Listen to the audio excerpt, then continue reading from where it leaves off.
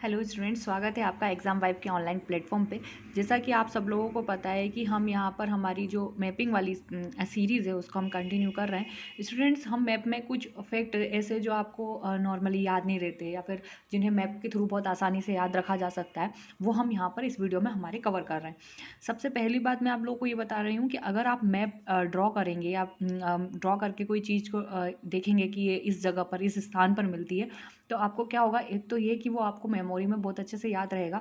दूसरा ये होगा कि आपको मध्य प्रदेश से रिलेटेड ये भी पता चलेगा कि कौन सा ज़िला किस तरफ है। जैसे हमने कल जबलपुर, भोपाल, इंदौर इधर की बात करते हैं जब हम, तो आप आसानी से आप ड्रॉ कर पाएंगे। जितनी बार अगर आप मेरे साथ ये प्रैक्टिस करते रहेंगे तो आपको इजीली आप देखेंगे कि आपको मध्य प्रदेश के मैप तो बनाना आसान हो जाएगा, साथ ही आपको उसके साथ मध्य प्रदेश के सारे ज़िले भी याद होने लगेंगे। ठीक है, तो हम शुरू करते हैं हमारे आज का सेशन। सबसे पहले स्टूडेंट्स, आज हम मैप सबसे पहले बना लेते हैं और साथ में आपके साथ बात भी करती जाऊंगी मैं।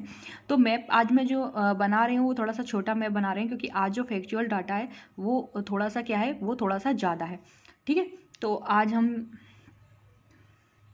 मैप बनाते हैं पर थोड़ा छोटा। अगर आपका पेपर बड़ा है, क्योंकि मुझे आपको इसी में समझाना भी है, अगर आपको ऐसा लगे कि डाटा थोड़ा सा ज़्यादा हो रहा है तो आप लोग क्या करिएगा, आप लोग कुछ चीज़ें एक मैप पे और कुछ चीज़ें दूसरे मैप पे भी ले जा सकते हैं। पर मेरे साथ कंडीशन ये है कि मुझे आपको एक ही मैप पे पूरा बताना है, इसलिए मैं इसको थोड़ा सा छोटा बना रही हूँ। और अगर आप, जैसे मैंने आपको बताया था कि मार्केट में जो मिलते हैं मैप के जो बने हुए बनाए मैप रहते हैं, आप उससे भी कर सकते हैं, क्योंकि उसमें ज़िले बने हुए मिलते हैं। या फिर आप एक दो ऐसे मैप ले आइए जिनमें ज़िले बने, और जैसे हमारी क्लास होती है तो उससे पहले आप क्या करिए, उससे पहले आप वो बना के रख लीजिए उसका देख कर।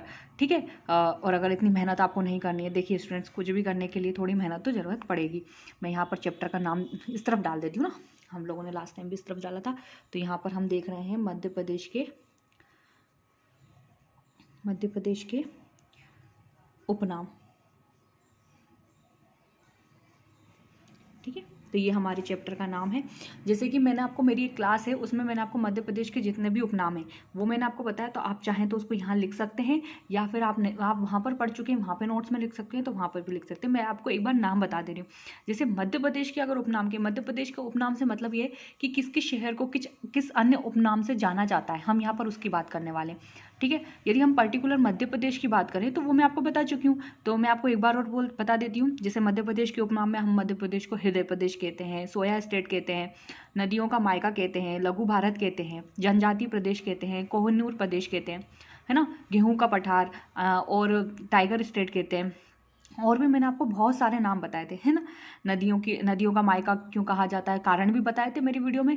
जिन लोगों ने नहीं देखी है तो वो मध्य प्रदेश की सामान्य परिचय वाली पहली वीडियो देख लो, तो उसमें आपको वो सारे मिल जाएंगे। आज हम पर्टिकुलर शहर की बात करने वाले हैं और मेरे पास स्पेस कम है, नहीं तो मैं आपको यहाँ लिख देती। तो जिन जिन के मैंने नाम बताए, मध्य प्रदेश के उपनाम बताए, वो तो लिखना है आपको। अब हम शहरों पर चलते हैं। हम आज ऊपर से शुरू करेंगे। सबसे पहले ऊपर मतलब उत्तर की तरफ जो शहर है उधर से बात करेंगे। सबसे पहले आप यहाँ पे देखेंगे, यहाँ पे आपको दिखेगा मुरैना, और यहाँ आपको देखेगा भिंड। देखिए, जब भी हम मैप पढ़ते हैं ना तो हमें यहाँ पर भिंड, मुरैना और श्योरपुर ऐसे लाइन से याद रहते हैं। ठीक है, तो सबसे पहले यदि हम भिंड, मुरैना इन दोनों को मिलाकर क्या कहा जाता है, इनको, इस एरिया को कहा जाता है बागियों का गढ़। बागियों का गढ़। ठीक है, आपको समझ में आ रहा होगा ये क्यों कहा जाता है, ये आपको पता ही है। यहाँ पर बहुत बड़े बड़े बीहड़ का निर्माण हुआ है सबसे पहले चंबल के कारण। आप जानते हो ये दस्युओं का क्षेत्र है, यानी कि बहुत सारा ऐसी जगह है जहाँ पर डाकू वगैरह को छुपने में मदद मिलती है। तो ये सब आपने देखा होगा और जानते भी होंगे आप। ठीक है, तो इसलिए इसको क्या कहा जाता है, बागियों का गढ़ कहा जाता है। ठीक है, अब हम यहाँ पर आ जाते हैं। आपको यहाँ बिल्कुल मिड में, जैसे हम देखो यहाँ पर तो ये मध्य प्रदेश का आपको गला टाइप का दिख रहा है। ठीक है, ये तो बीच में, अभी इसके थोड़े से ऊपर यहाँ पर आपको दिखेगा ग्वालियर। ठीक, मैं एग्जैक्ट नहीं बता सकती हूँ, लेकिन आप लोग फिर मान के चलिए, और यदि आपके पास वो जिले वाला है तो उसमें देखिए। ठीक है, तो यदि हम ग्वालियर की बात करें, इनको हम बॉक्स में कर लेते हैं ताकि आपको शहर याद रहे। ठीक है, ग्वालियर की बात करें तो ग्वालियर को हम बोलते हैं तानसेन नगरी। देखिए स्टूडेंट्स, अगर आपको लग रहा है कि ये फैक्ट इतने इंपॉर्टेंट नहीं, लेकिन कभी कभी क्या होता है, हमारे दिमाग से कुछ चीज़ें स्लिप कर जाती हैं, और अभी हमारा बेसिक अच्छा हो जाए इसलिए हमें हर चीज़ पढ़ना है। तो तानसेन नगरी और किलो का रत्न, और थर्ड इस पे बोलते हैं, इसे बोलते हैं जिब्राल्टर ऑफ इंडिया। इंडिया। ठीक है, ये इसके 3 नाम हो गए। अब हम आ जाएंगे किस पे, शिवपुरी पे। यहाँ ग्वालियर के नीचे ही आप देखेंगे शिवपुरी। एक मिनट रुकिएगा, ठीक है। शिवपुरी में यदि हम देखें तो शिवपुरी को हम क्या बोलते हैं, पर्यटन नगरी बोलते हैं, पर्यटन नगरी। ग्वालियर में बहुत से तरीके के किले पाए जाते हैं, तानसेन की कमिश्नरी भी आपने देखा है, तो इसीलिए पर्यटन नगरी। ठीक, भिंड मुरैना को क्या कहा जा रहा है, बागियों का गढ़। ग्वालियर को तानसेन नगरी, किलों का रत्न, जिब्राल्टर ऑफ इंडिया। फिर आप देख रहे हैं पर्यटन नगरी किसको कह रहे हैं हम, शिवपुरी को कह रहे हैं। ठीक है, इसके बाद हम यदि सागर पे आते हैं, अब हमारा नेक्स्ट है सागर। सागर आपको थोड़ा सा यहाँ ये जो बना हुआ है, ठीक है, इसके थोड़े से नीचे अगर आप यहाँ आएंगे इस साइड, ठीक, तो यहाँ आपको लगभग सागर मिलेगा। ठीक है, सागर को हम क्या बोलते हैं, भारत का हृदय। भारत का हृदय किसे कहा जाता है, सागर को कहा जाता है। ठीक है, सागर के यहाँ पर थोड़े से ऊपर की तरफ आप देखेंगे, यहाँ पर छतरपुर। मैं थोड़ा सा इस तरफ खिसका लेती हूँ ताकि आपको थोड़ा सा अच्छे से समझ में आए। ठीक, छतरपुर को यदि हम देखें, भारत का हृदय कहा जाता है। छतरपुर को यदि हम देखें, आप लोग पेंसिल का यूज़ कर सकते हैं, अलग अलग कलर्स पेन का यूज़ कर सकते हैं।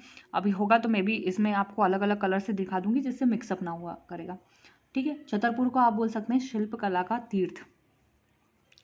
और वो आप जानते हैं क्यों कहा जाता है, क्योंकि खजुराहो जो है वो छतरपुर में आता है।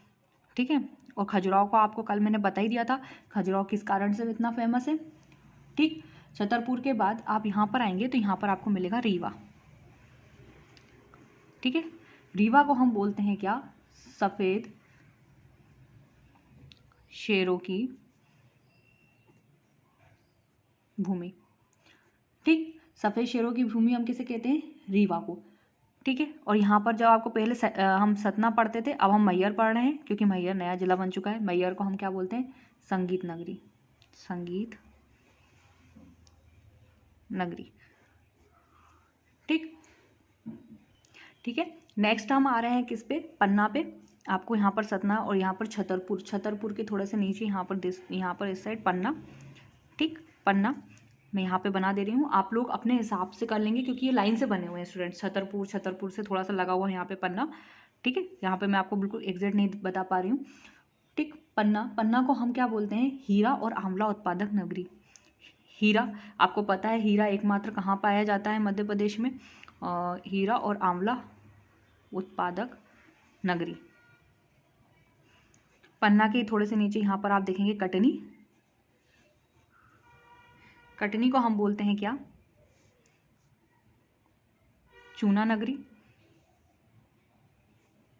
ठीक है, चूना नगरी। उसके बाद हम देखेंगे जबलपुर। कटनी के यहीं पर हम थोड़ा सा पास में देख लेते हैं, यहाँ जबलपुर। ठीक है, जबलपुर को आप देखेंगे, एक तो हमने कल संस्कार राजधानी बताया था और दूसरा आप देखेंगे संगमरमर व मार्बल नगरी, और दूसरा आप लिख सकते हैं संस्कार राजधानी।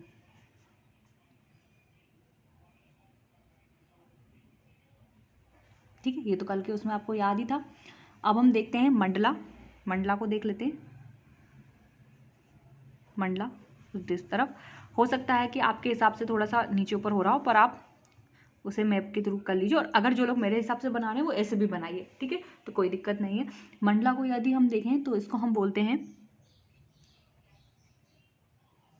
फूल धातु का जिला। ठीक है, अब यहाँ पर आप देखेंगे, यहाँ पर बालाघाट है, और बालाघाट को कल मैंने आपको बताया था राजधानियों में भी मैग्नीज नगरी कहते हैं इसको।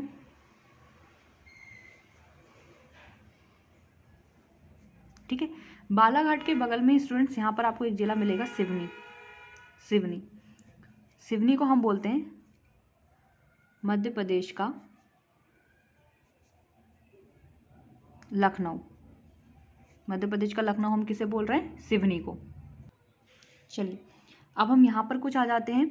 यहाँ पर आप देखेंगे कि यहाँ पर हमें विदिशा, और फिर यहाँ पे थोड़ा सा नीचे हमें रायसेन देखने को मिलेगा। रायसेन स्टूडेंट्स, आपको पता है जो सांची है, सांची जो है, जहाँ बौद्ध स्तूप हमें मिलते हैं, इसको थोड़ा सा मैं ऊपर कर लेती हूँ, तो वो कहाँ मिलते हैं, हमें सांची में मिलते हैं। और सांची को इस कारण हम क्या बोलते हैं, बौद्ध नगरी। और ये सांची जो है वो रायसेन जिले के अंतर्गत आता है, इसीलिए हम इसमें बता रहे हैं आपको बौद्ध नगरी सांची। और भीमबेटका की गुफाएं भी यहीं मिलती हैं। तो दूसरा आप लिख सकते हैं इसमें शैल चित्रकला। ठीक है, उसके बाद यदि आप आएंगे तो हम होशंगाबाद को देख लेते हैं। यहीं पर थोड़ा सा मैं बना देती हूँ आपको, होशंगाबाद। होशंगाबाद को यदि आप देखें, ये आपको दिख रहा है यहाँ पर, और नहीं, थोड़ा सा नहीं दिख रहा है तो मैं आपको ऊपर कर देती हूँ। यदि हम होशंगाबाद की बात करें तो इसे हम पर्यटकों का स्वर्ग, उस पचमढ़ी के कारण आपको पता ही है यहाँ पर बहुत पर्यटक आते हैं, इसलिए इसको पर्यटकों का स्वर्ग कह रहे हैं। और दूसरा जो हम इसको नाम दे रहे हैं वो है सतपुड़ा की रानी। सतपुड़ा की रानी किसे कहते हैं, पचमढ़ी के कारण। सतपुड़ा की रानी किसे कहा जाता है, पचमढ़ी को, पचमढ़ी। ठीक है, ये देखिए अब आपको ये पूरा क्लियर दिख रहा है। चलिए अब थोड़ा सा इस तरफ हो जाते हैं। हमने बात कर ली रायसेन की और होशंगाबाद की। ठीक है, अब हम आ जाते हैं किस पे, यहाँ आपको क्या दिखेगा, बुरहानपुर, बुरहानपुर। ठीक है, बुरहानपुर को आप दो नाम से जानते हैं, एक है गंजेड़ियों का स्वर्ग, और आप लिखेंगे दूसरा सुनहरे व सफ़ेद जिले। ठीक है, ये दो नाम से हम क्या करते हैं, बुरहानपुर को जानते हैं। ठीक, अब आप यदि बात करें, हम बात करते हैं किसकी,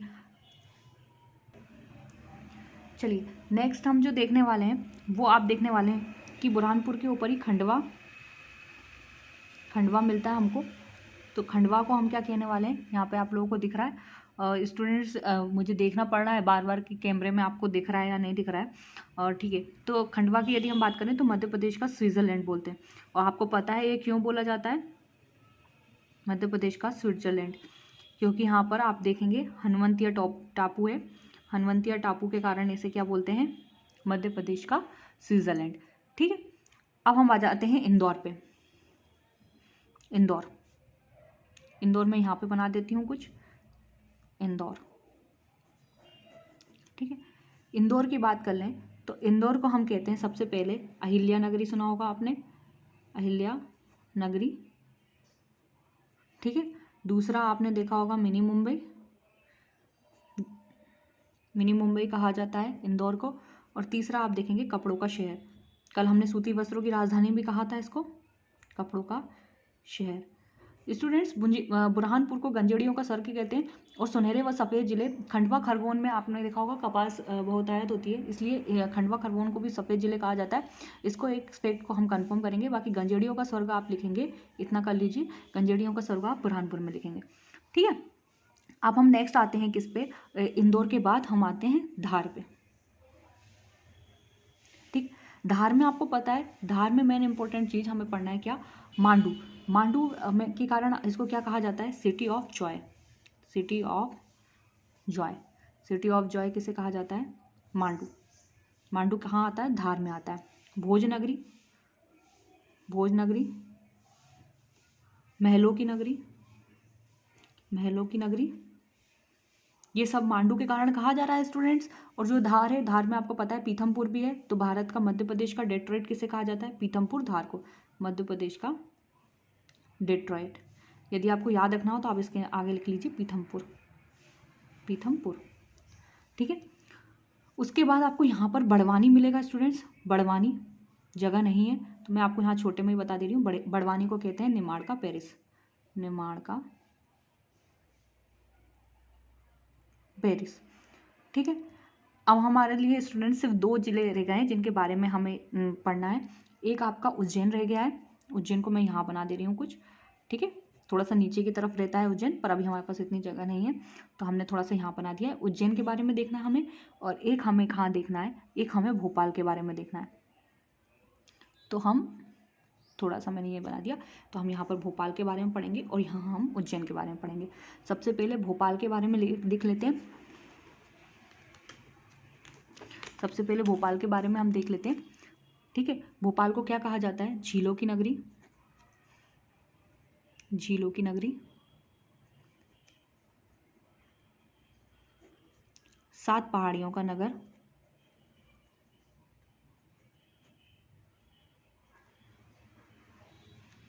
नवाबों का शहर।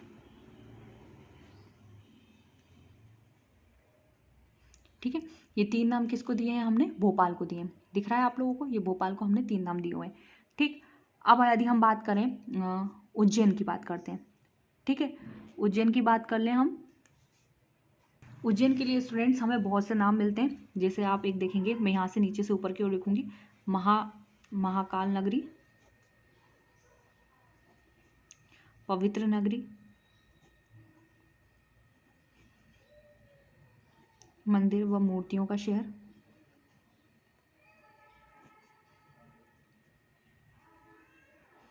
मंदिर व मूर्तियों का शहर, मंगल ग्रह की जन्म, खगोलीय नगरी लिख लीजिए, वेधशाला होने के कारण खगोलीय नगरी। एक आप इसको मंगल ग्रह की जन्मस्थली,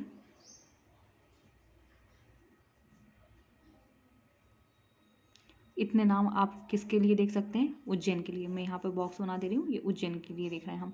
ठीक है स्टूडेंट्स, तो ये होते हैं हमारे पूरे नाम हमारे कंप्लीट। सुनहरे जिले आप लिख सकते हैं, खंडवा और खरगोन को बोल सकते हैं, तो मैं इसको आपको और बता दूंगी इसके बारे में।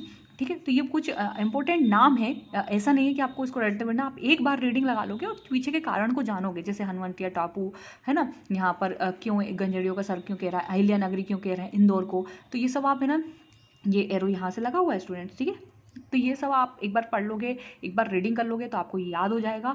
और अगर इसके अलावा भी और भी बहुत से शहरों के नाम हैं, कुछ क्योंकि हम यहाँ पर पूरा नहीं दिखा सकते। ठीक है, तो कुछ आपको लगता है तो आप कमेंट करिए ताकि और बच्चों को भी पता चले। बाकी जितने भी हो पाते मैंने यहाँ पर आपको सारे बता दिए। एक बार आप ऊपर से नीचे की तरफ पूरा देख लीजिए। ठीक है, और पूरा नहीं आ पा रहा है तो आप क्या करिए, पहले ये ऊपर का स्क्रीनशॉट ले लीजिए और फिर ये सेकंड नीचे का स्क्रीनशॉट ले लीजिए पूरा। ठीक है, तो ये इससे आपका पूरा कवर हो जाएगा। उम्मीद है आपको हमारी ये क्लास अच्छी लग रही हो। कल से मैं इस पेन को थोड़ा सा चेंज करूँगी और आपको हो सकता है तो 2 कलर्स में दिखाऊंगी जिससे आपको थोड़ा सा अच्छा दिखे। ठीक है, तो आज की क्लास हम यहीं ख़त्म करते हैं। Thank you students.